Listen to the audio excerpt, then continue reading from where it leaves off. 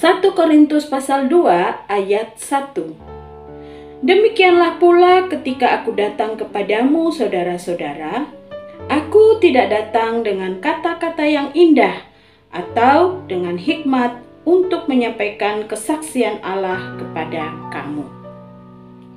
Selamat pagi Ibu Bapak Saudara yang terkasih di dalam Tuhan.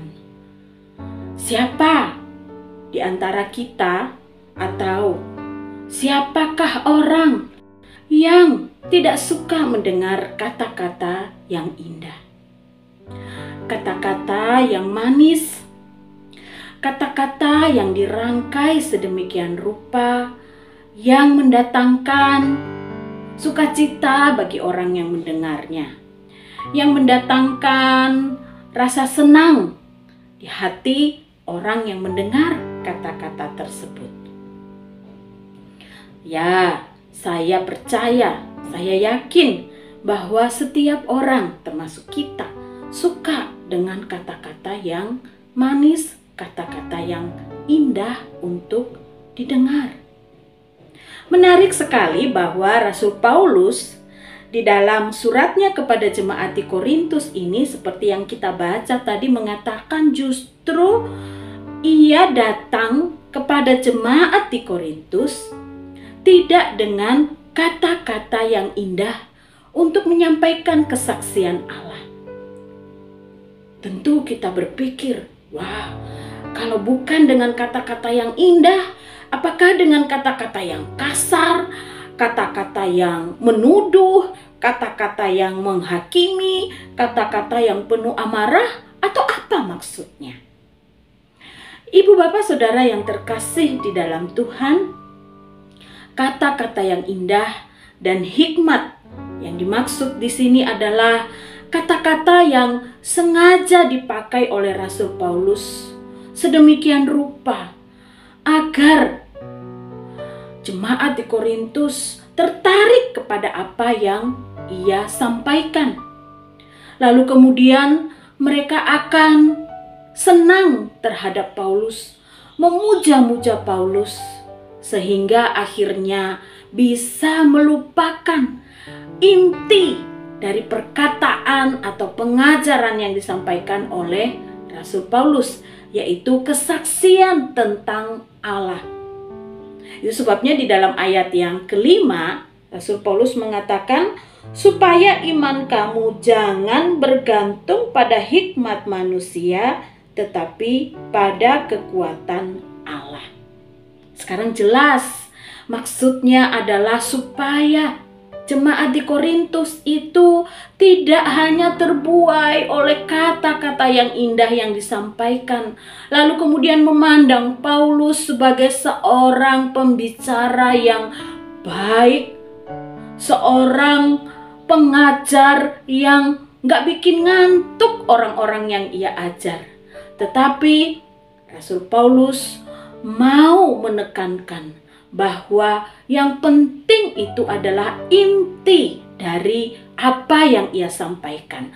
Apakah orang-orang yang mendengar itu tertarik lalu kemudian percaya kepada inti kesaksian Allah yang ia sampaikan, atau hanya sekedar terbuai oleh kata-kata yang indah, hanya sekedar ingin mendengar Rasul Paulus mengucapkan pengajaran-pengajarannya dengan kata-kata yang manis, yang enak didengar.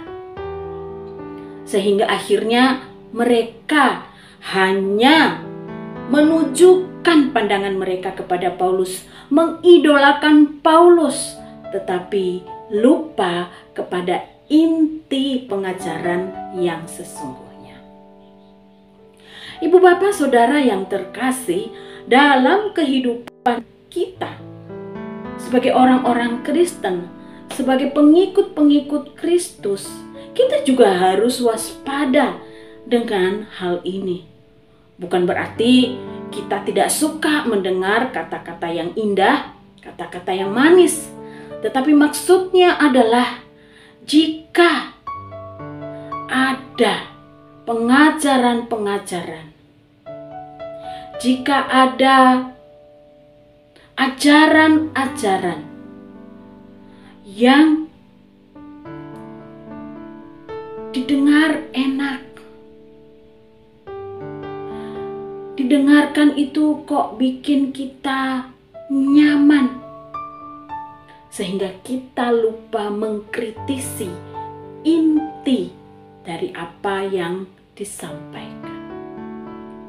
Ibu bapak saudara yang terkasih, saya kira tidaklah aneh atau menjadi satu hal yang lazim jika ada orang yang ketika mendengarkan firman Tuhan melihat siapa pembicaranya.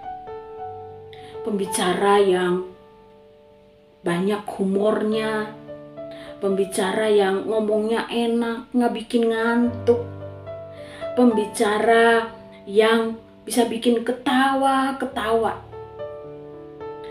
Tidak masalah, itu baik.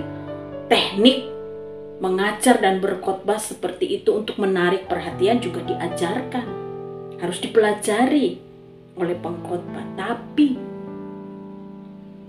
menjadi peringatan bagi kita, jangan kita hanya terbuai oleh kata-kata yang manis, yang mengundang tawa, yang menghibur itu, sehingga kita lupa pada inti yang sesungguhnya.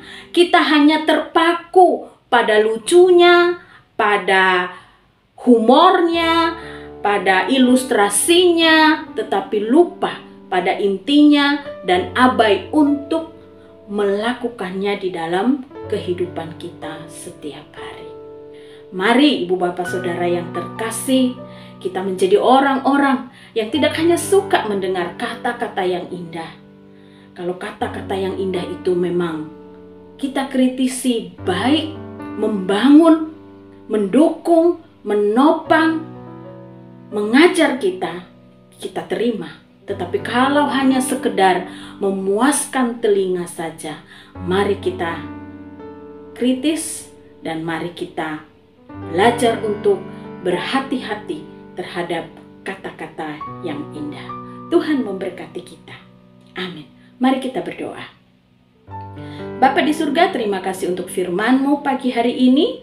Mampukanlah kami ya Tuhan menjadi anak-anak-Mu yang peduli, yang waspada, yang bisa mengkritisi setiap hal yang kami dengar. Apakah itu sesuai dengan kehendak Tuhan, membangun kehidupan iman kami, ataukah hanya sekedar kata-kata indah yang membuai kami. Terima kasih Tuhan, dalam nama Yesus kami berdoa. Amin. Selamat pagi ibu bapak saudara yang terkasih, Tuhan memberkati.